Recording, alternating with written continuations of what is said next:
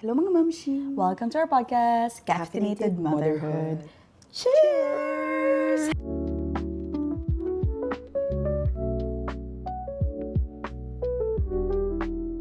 Happy 2026! Happy New Year. Year. First podcast of the year. It is indeed. Grabe. Nag-ano kami? Nag-photoshoot kami ng Drinks. mga drinks. So, wag nyo i-judge yung mga photos namin paglabas. Kasi kami lang. Pag wala kang budget. Ang parang magaling. Maganda. Yeah. Pwede na. Pwede na siya. Yeah. For today's episode, Ganun pa rin ang itsura ni AJ sa 2026! guys, mag-ayos dapat ako. Kaso, Ang daming ginawa today. pagod na pagod ako pag may regla ako. Kahit wala akong ginagawa. Mukha ka naman naligo, Mesho. Okay Naligo na. talaga ako. Ayun ang ginawa ko. Naligo Okay na ako. yan. So, yeah, gusto ko sa 2026, medyo madalas yung pagligo ko. Kasi, hygiene. It's a new year. So for today's episode, we are going to talk about How do you deal with sickness as a mommy? as a mommy. Yeah. Sa bata. Sa bata, in general. Yeah. Yeah. Nakaririnig niyo ba yung anak ko, guys? Sana hindi. Kasi ako rinig ko na, hindi ako makafocus. Stewie? Ang galing naman. The reason why, kung bakit namin pinag-usapan to, kasi I think this past few months, talagang ang daming nagkasakit. I think October, November yata, December. And napabalita nga siya dito sa area namin, or like sa, alam ko dito yun na ang dami ng, puno na yung hospital, yung mga children na naka-confine, kasi nga parang, influenza ba yun? Or something? Influenza A or something? Oo, Yun okay, yata ma'am. ang lumalaganap. Kasi nagkaroon din si Tej. So, ayun, magandang pag-usapan kasi I went through it too. Yeah. She went through it and I'm trying very hard not to go But through. you did actually, hindi yung sickness ha, pero may experience ka na nilagnat siya. Oo. Bago siya... Kasi in general naman tayo. Yeah, bago siya So, grab your coffee, grab your tea, grab your matcha, grab your water, whatever you want to drink, and let's Chatty. Kailan mo? Ito, I have a question. Kailan unang nagkasakit si Xavier and paano mo siya na-handle? Una nagkasakit si Xavier was nasa Pilipinas kami. Yun yung pinaka-first one. This was 5 months siya, tas magsi 6 months. First lagnat. Napaka-common kasi sa titing. Hindi ko, I think nung time na yun, akala namin is na, Titing. hindi, na nanibago lang sa weather. Kasi nga parang ang init sa Philippines, tapos biglang maglalamig, mag-aircon, ganyan. Tapos yun nung naman, okay naman kasi siguro I was distracted din na nagbabakasyon kami. At the same time, nandun din si mama to like assist me with whatever. Like parang, punasan mo lang, ganyan. So I took it like parang, it's normal. Hindi naman siya super akong nalugmok about it. Pero yung pangalawa, na yung which is last year, December, yun yung sobra-sobra kong iniyakan. Umiyak talaga ako kasi kasabay ako nagkasakit. So for me, ang hirap magkasakit ng ina at ang anak parehas na hindi maganda yung pakiramdam. As in, never, ever, kung inakalang iiyakan ko yun. So yun, pero inanda ko yung una ng okay, pero the second one was like, parang, shit, ang hirap pala ng ganito pag single mom ka. Tapos wala kang ibang kundi gagawin is like to fight for your yung nararamdaman mo kasi sobrang walang magagawa sa buhay niyo kundi ikaw lang asaan ang anak mo parang ganun. So, yun yung sa akin. Yun yung una kong experience ang saya nung kay Avery. Ang sa akin, ang una niyang naramdaman is yung sipon. Sipon, 6 months yata sinipon siya. Yun yung talagang tulo ng tulo yung sipon niya. Pero hindi siya nilalagnat. So like, nagtry akong magpaka-positive. Anak, wala na. Inubara mo na si mami. Nagtry akong maging positive. Sabi ko, buti nga sipon lang, ganyan. Tapos, nung pangalawang Pero hindi siya nilagnat nun. kasakit niya siya. What? Yun yung first one. So, parang sipon lang. So, like, okay. Tapos, second one niya is yung nilagnat na siya. Yun yung may mix na ng sipon and lagnat. Yun yung sabi mo mag-40. Oo, di ba tinatext kita na sabi ko, Teacher, may lagnat si Avery, ganyan. Tapos, yun yung pa 1-year-old niya. parang halos nakakilala kong before mag 1A nagkasakit. Parang sabi nila lagnat laki daw. Sabi nila daddy, parang may ganun yata, lagnat laki. So, tinry ko siyang hindi bigyan ng... Pansin. Oo, hindi bigyan ng pansin, tas relax lang ako.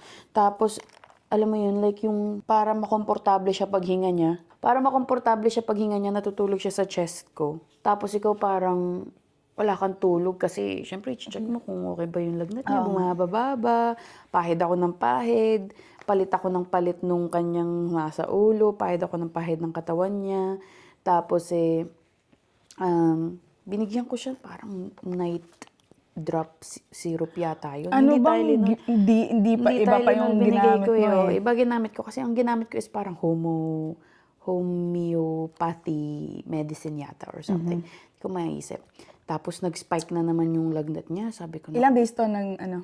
feeling ko nagkalagnat siya ng 1 day. Tapos kinabukasan Halos wala na. magto 2. Parang 1.5. Aha. Parang ganun. So ako parang, oh my God. Mag-ano yun sa birthday niya, di ba? Sabi ko, naku, sana mawala na po sa before my-birthday niya. Nawala naman siya before my-birthday. Pero yun yung pinakang, oh yes, that's a mic.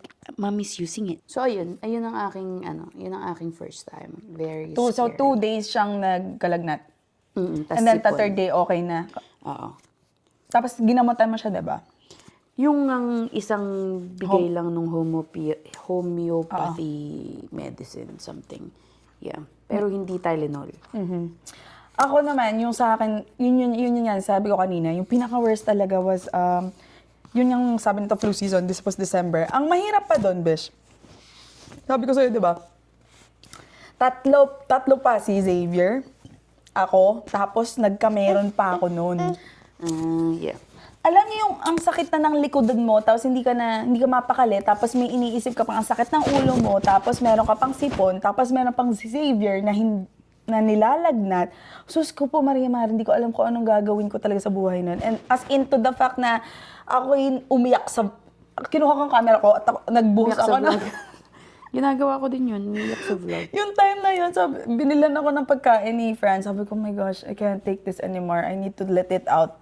Emotional ako kasi, syempre, may regla ako nung time na yun. Anyways, So, yun nga. Saan na ba ako? Sabi ko. Nag-vlog. Yun yan, You nag-vlog let it ako, out. naiyak ako, ganyan.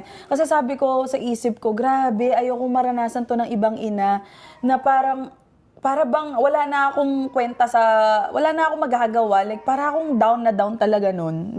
Ang sama sa pakiramdam. And after nun, sabi ko, ayoko na magkasakit. Ayoko na si Xavier magkasakit. Kasi dati, I take it lightly. Like, parang it will come. Diba? Oo. Para bang ganun. Pero ngayon, hindi naman sa parang tinitake ko siya lightly. Para bang nasa 50% lang ako. I still parang hindi naman ako masyadong sobrang strict about it. Pero at the same time, I'm aware na parang okay, if ito may sipon, syempre, I'm gonna try to like stay away a bit, alam mo yun. Pero dati parang I don't care. Yung mga ganun. Tapos yun yung naranasan ko yun. So ko, shit, hindi pwede. And nagtithink na ako besh ng ways na to have my immunity, boost. Para lang na hindi ko siya makatch or naghugas akong kamay or whatever. Basta anything like that. Yun yung nag-change sa akin after nung nagkasakit talaga ako ng time na yun. Kasi grabe yung experience na yun. Ang hirap talaga. Ang hirap. Siguro kasi may regla din ako eh. yeah. Sobrang hirap kasi pag ganun eh. Ako parang kahit hindi ko pa na-experience, very praning ako na tao. Pag yung ganun, kung hindi mapana, Just in general. Kasi parang, di ba nung pagkapanganak ko pa lang naman, hindi ako kumita ng tao. Sabi ko, walang magvi-visit sa akin ng friends, family lang, ganyan-ganyan.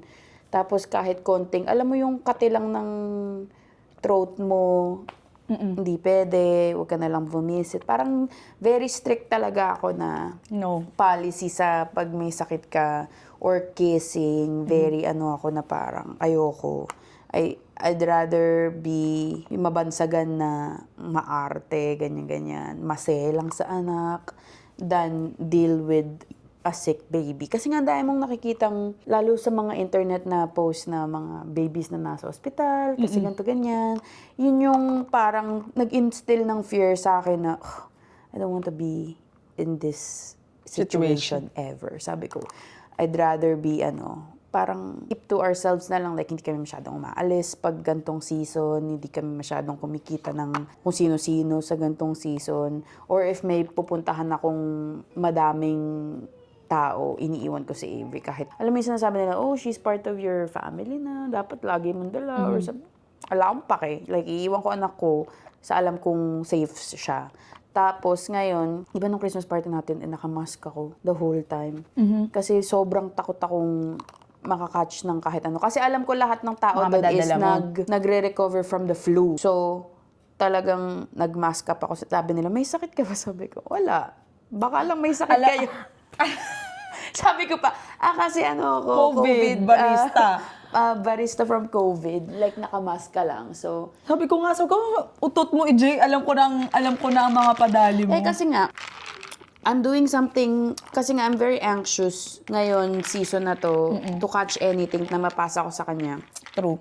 So, I'm trying to be in control of what I can control. Yung ganon, yung mag-wear ka ng mask, if you're around like large parties na ganon, tapos hugas lagi ng kamay, ganyan-ganyan. So, at least, I'm doing something. Hindi yung parang wala akong laban sa flu, parang ganon.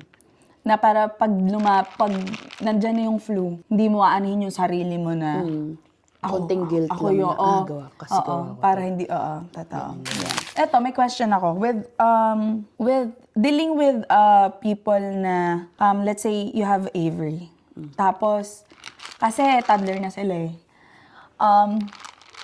she's gonna be playing with, kids. Siyempre, di mo maiiwasan na, di mo alam kung mamaya nakita mo may sipon o ganyan. Tapos malapit kay Avery, ganyan. Paano mo ididil yung mga ganong bagay na parang, paano mo siya maprotektahan sa ganon? Hindi kami pupunta. Hindi nga, nandun ka na nga sa situation na yun. Wala. Ilalayo ko lang siya dun. Ilalayo ko siya dun sa bata. Tapos ako makikipaglaro sa kanya. Kasi hindi alam ng mga kids yung ganun Oo. Diba? Kasi may mga kids na, yung mga may Mas edad na maganda parang, di ba yung mga ganon. Meron namang din parents na, kunyari, pag lumalapit kay Avery, lagi yung parents na nagsasabi, oh, wash your hands first bago mo hawakan si Avery. Which na-appreciate ko yung mga ganong parents. Na, oh, wash your hands, oh, no touching sa face, ganyan-ganyan. Like, yung sila na yung nagsasabi na, I don't have to. Nag-aano yun ng weight sa ano ko. Pero like,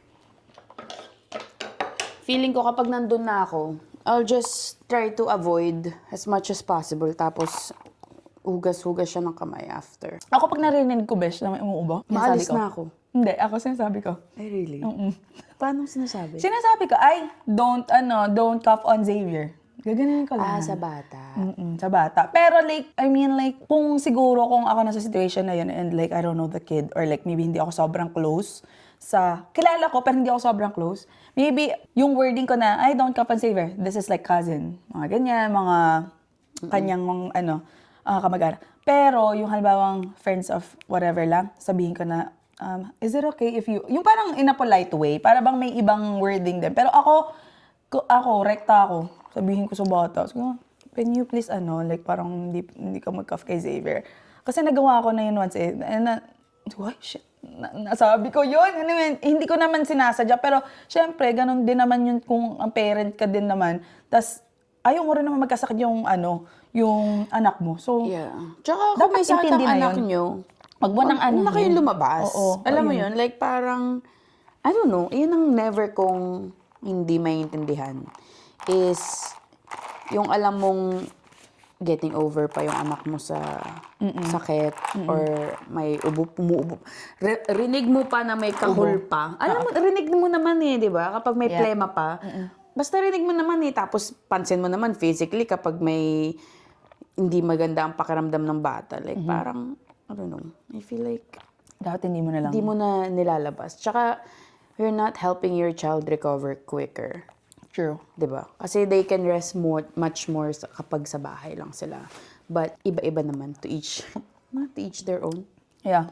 Iba-iba ang palakad ng mga magulang. Mga magulang. So, at least ako, pag may mga nakikita akong at least alam ko next time, no ka na sa akin next time. Parang gano'n. Parang you live and you learn. Kumbaga, parang you live and you learn sa mga, ganyan ka palang So, at least alam ko na pag Pag hindi next na lang, time, oo. hindi na lang ako sa'yo next time, ganyan. Pero meron ka naman ma-appreciate mo naman na, yung parang may mga in-invite ako ng birthday ni Avery na nagre-recover sila from hand, foot, mouth disease. Yeah. So sabi niya, I don't want to risk anyone catching anything just in case kasi nagre-recover pa lang kami sa ganito. So we can't make it. Yung mga ganon, Okay like, lang, I'll understand that more. Like, sobrang grateful ako sa mga ganong mommies or parents na mas, like, yung ma-miss out yung, syempre milestone birthday naman ni Avery yun. So, Pero mas pero mas pinaprioritize na. prioritize niya yung health niya Yeah. over that. Kasi, meron pa namang next milestone birthday. Yeah. Diba? Parang, I don't know. It's just... Eto, may mga times ka na ba, ay, alam mo, hindi lang may mga times, siguro ito every time, na talaga, may experience, ano yung masashare mong experience na umirap na talaga yung mata mo, na parang, oh my gosh, ba't ito ginawa kay Avery? Sa sickness, ha? Na sickness. Oo, syempre sickness. Alam ko na dati yung newborn pa siya eh. Nakwento mo na yun sa podcast before. Pero curious lang ako kung may experience ka ba na parang, fuck, ba't ko ba dinala dito si Avery? Para bang, yung taranta ka na talaga na, shit, baka magkaroon kami na, ng sakit. Meron ka na bang ganong Feeling ko magaling akong umiwas sa ganong situation eh. Ang sa akin nun, ang pinakang anxious ako nun is nung New Year's party sa Family Tige. Sobrang anxious ako. Kasi parang, hindi mo masyadong alam ko anong ginagawa nila sa buhay. hindi. Tapos syempre di naman may iwasan yung sobrang tight ng space. Tapos, hindi mo naman alam kung kailan huling nagkasakit yung ganito or like may sakit pa or ano ba kung na-carry nila. Recovery. Tapos, Hindi ako ganun lang si Avery? Ganito lang ako. Hawak ko lang. Tapos, binibigay ko siya sa mga taong Alam mo, nakasama ko within like the last few days or something or few weeks na kakilala ko talaga siya. And hindi nila alam nila kung kilala nila kung paano ako. So, binibigay ko lang siya sa mga Tapos, meron naman siyang sumasama siya na uncle. Which is, okay lang sa akin. Wala namang naging problema dun sa New Year. Pero like, parang... dun ka lang super tumaas yung anxiety ko. Ako after nung gumaling na si Xavier, doon ako na parang, oh my gosh, please lang. Parang nasa isip ko, please lang sana wala kang sakit, ganyan. Lahat ng lalapit kay Xavier. Dati kasi to, very siya. Dati, parang very ka dati. Yung parang, okay lang yan, besh, kasama yan sa paglaki. Or like, okay lang yan, besh, kasama sa pampalakas ng immune system yan. Parang ganun ka dati di ba? Parang, okay lang yan. Actually, Parang hanggang ngayon naman, pero mas hindi, more... feeling ko mas ka na ngayon. Aware. Like, parang... Aware. Oo. Like, dumadapo na sa isip mo yung parang... Dumip lang. Oh my God. Oo. Kasi dati, like parang, yun nga, nasabi nga niya. Pero nung after nga nung si Xavier nagkasakit, sabi ko, oh my gosh, please, ayoko na magkasakit uli siya. Doon, yun yung right after talaga nun. Kasi, ang daming may sakit noon. Hindi ko alam ba na, syempre naririnig ko na. Pero, thankfully naman, kahit na alam kong may sipon pa to uubo, tapos na hinawakan si Xavier or whatsoever, parang, hindi na nagkaroon na uli ng sipon si Xavier. Although, lagi kong pinipray talaga pag ito. Alam mo ba, ito pa yung nagbago after nung nagkasakit ako. Pag ilang bahin na si Xavier, 3. Teka muna, huwag ka munang magkakasakit. Sasabihin ko kay teacher, nakakatatlong hatching na si Avery. Hindi naman ako ganyan, pero parang Ako ganun ako. Pag yung, achoo. Tapos maya, achoo. Sabi ko, naku, makakasakit si Avery.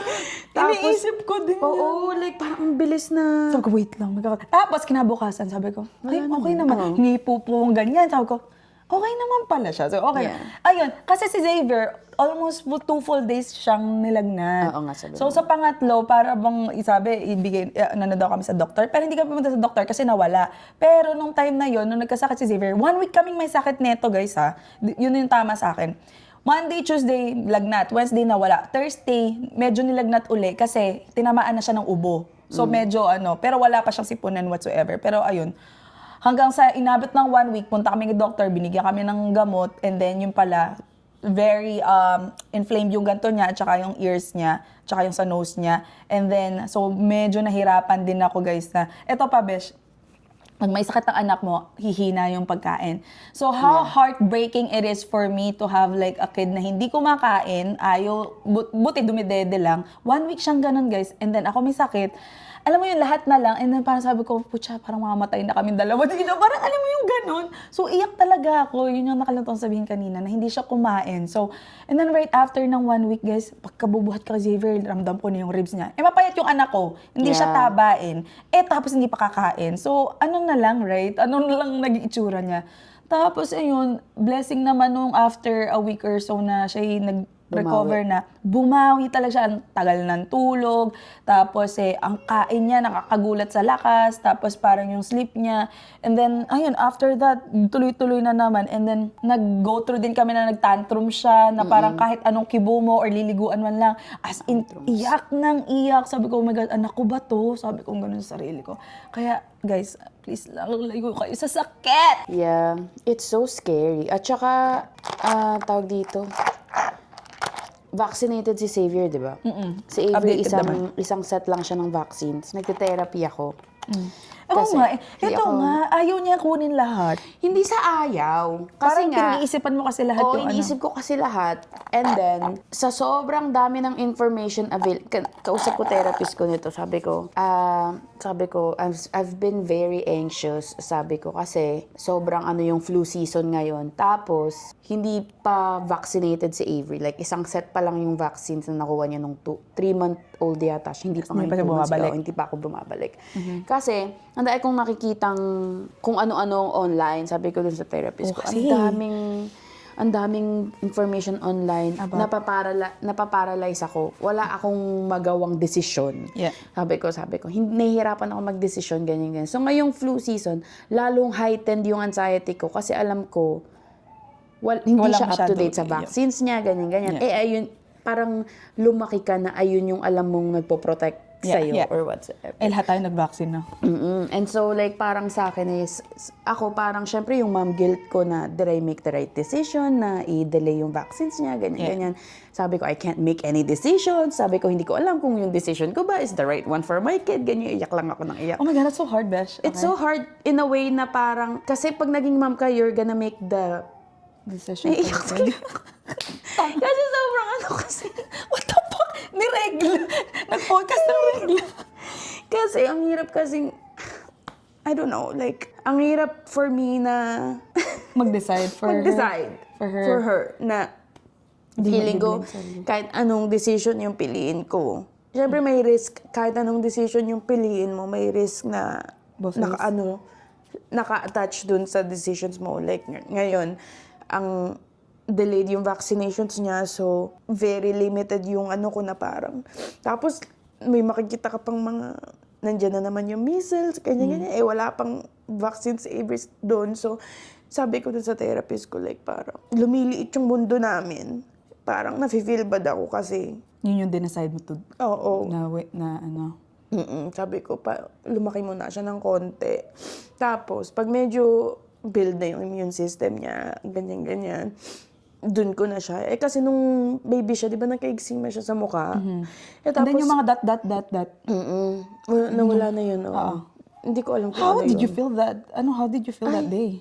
Oh my God, like parang sabi ko, ano to? Sabi ko, kasi para siyang hives. Nagkaroon siya ng mga pantal-pantal all over. All over her face, all over her body. Tapos nawawala siya, bumabalik, pero sa ibang parts ng katawan niya.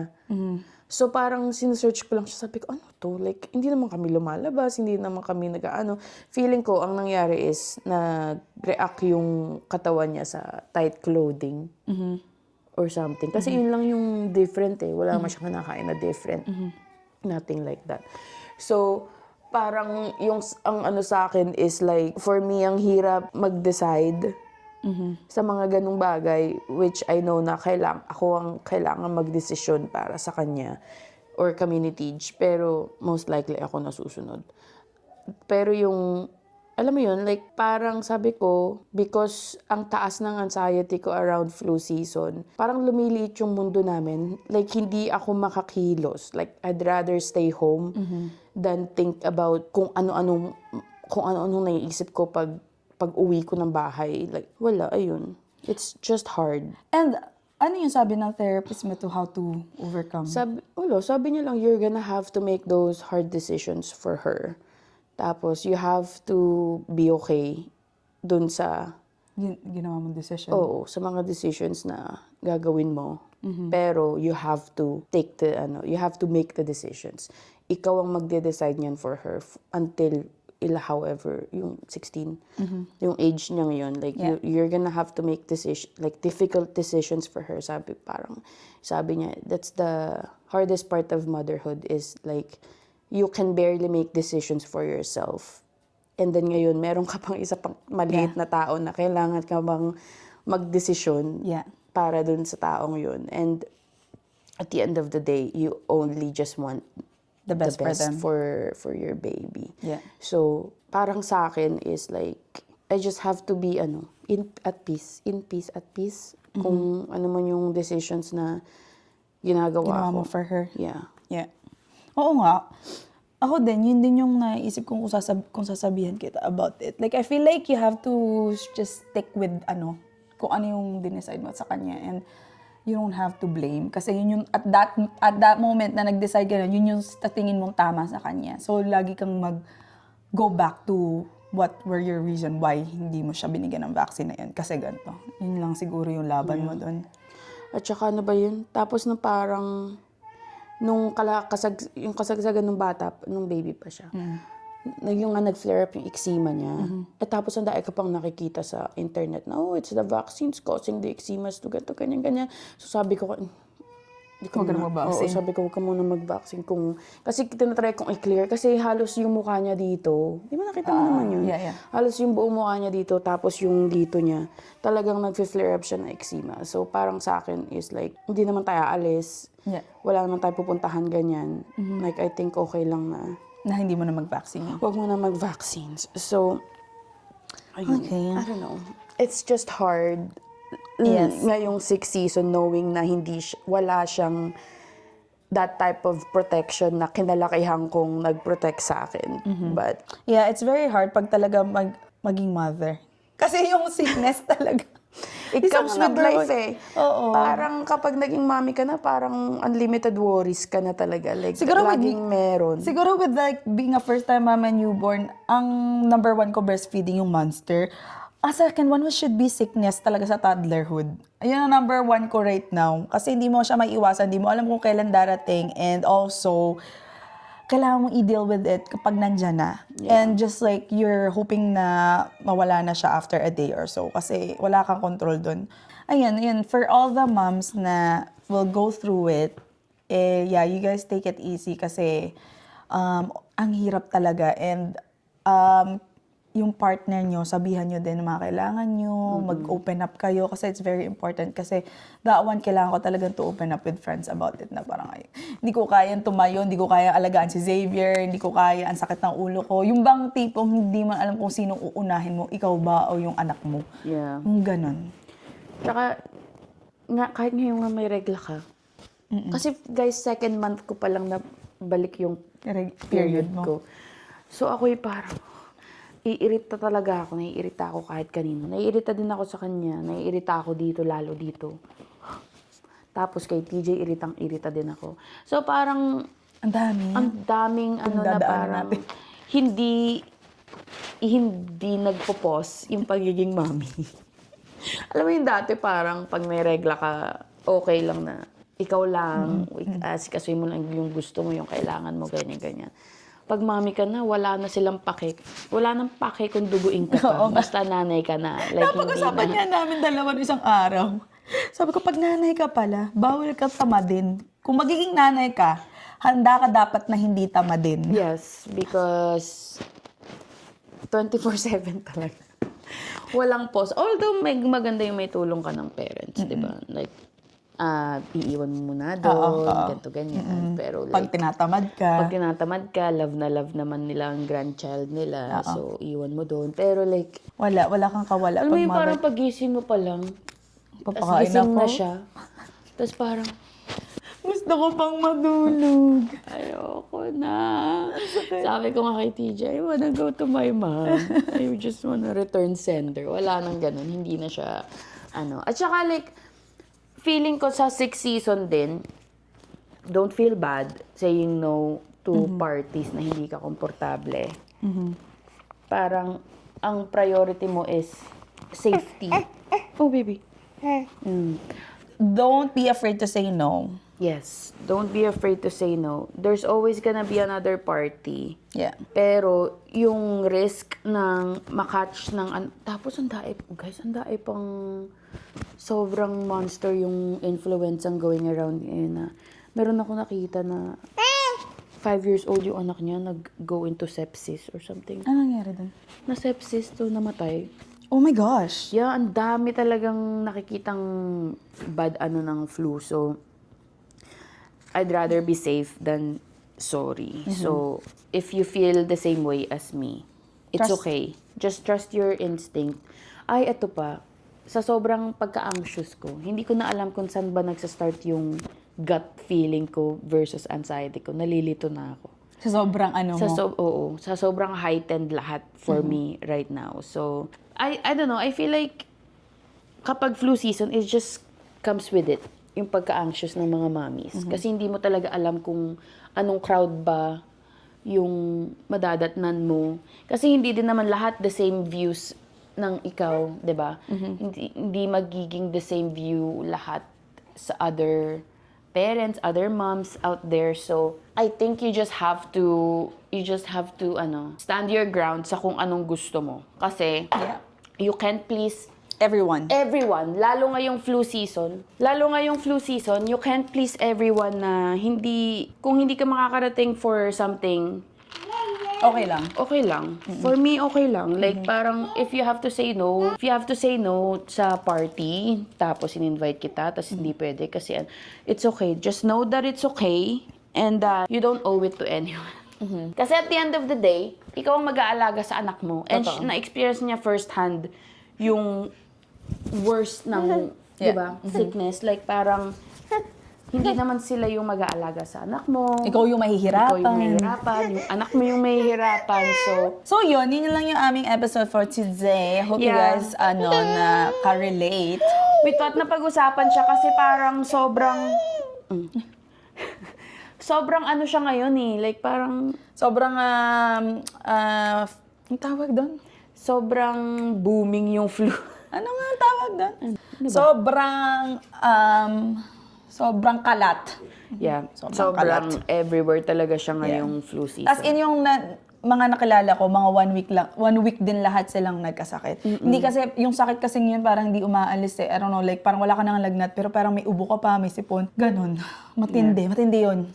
Matindi talaga yung mga sakit-sakit. Kaya, Ayun, guys. this is just a topic to, if nag-iisip ka na To say no to that to say party. no to that party, or if you feel na parang, oh, yung OA ko ba? Hindi ka OA. Yeah, you're just protecting your child. Yes. Your You're baby. not alone in that, in that boat. Like, there's other moms out there na ganun din mag-isip. So, Yes. ayun, if you guys are sick, if your kids are sick, please stay home. Protect Yes. yung mga batang baby pa lang, newborn, ganyan-ganyan. And there's always another gathering. Yes. But we only have one life. So, Yes. let's take care of each other. Because Amen! That's how the community works. Di ba, baby? Yes, I salute to that. Salute! Anyways, that is all for today's episode. We are gonna end this podcast now. We'll see you guys in our next one. Bye! Bye.